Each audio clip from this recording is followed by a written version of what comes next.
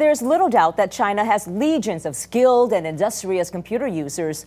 A good example is how the online community's gotten involved in trying to solve a 2-decade-old case of poisoning. Here's LinkAsia's Beijing contributor, Mark Dreyer. The recent death of a postgraduate student who was possibly poisoned by his roommate at one of Shanghai's top universities was tragic enough in itself. But the similarities to an unsolved case from the past were clear enough to prompt calls for that investigation to be reopened. In 1994, Tsinghua University student Zhu Ling was twice poisoned by the highly toxic chemical thallium. The second time left her blind, paralysed and with severe brain damage. No one was ever convicted of the crime, but the only suspect was Zhu's roommate Sun Wei. Sun was the only student known to Zhu who had access to thallium, that was released after 8 hours of questioning.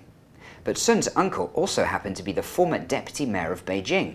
What's more, her grandfather was a good friend of then Chinese President Jiang Zemin.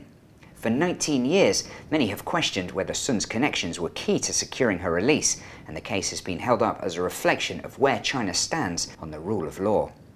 After a growing number of posts about the case in recent days, celebrity blogger Yao Chen posted to her 45 million Weibo followers, 19 years ago the young Zhu Ling was poisoned.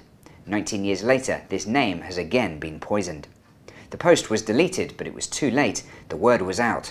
Meanwhile, Zuo Yiben posted to his nearly 6 million followers, "A poisoned girl who has been living in hell for the past 20 years was blocked from being searched on Weibo. Her last chance to see justice done is forever lost."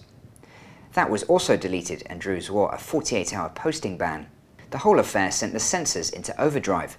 Some of the terms that were then scrubbed from online posts included the names of the two main protagonists, Zhu Ling and Sun Wei, plus combinations of Tsinghua, thallium and poisoning.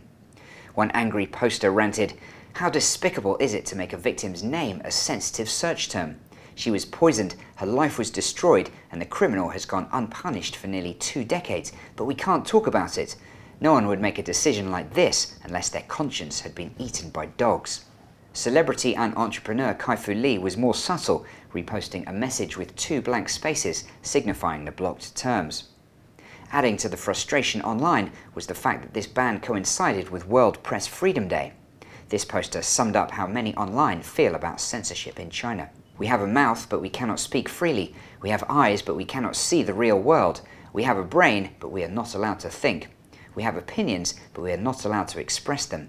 In a good case, our posts are deleted. In the worst case, we ourselves are deleted. Living in this country, who's not poisoned by it?" A petition has been posted on the White House website calling for the main suspect Sun Wei to be deported from the US, where it's thought she's now living. And in another sign of the change that online campaigns can elicit, state media have now belatedly joined the calls for a new look into this 19-year-old case. For LinkAsia, I'm Mark Dreyer in Beijing.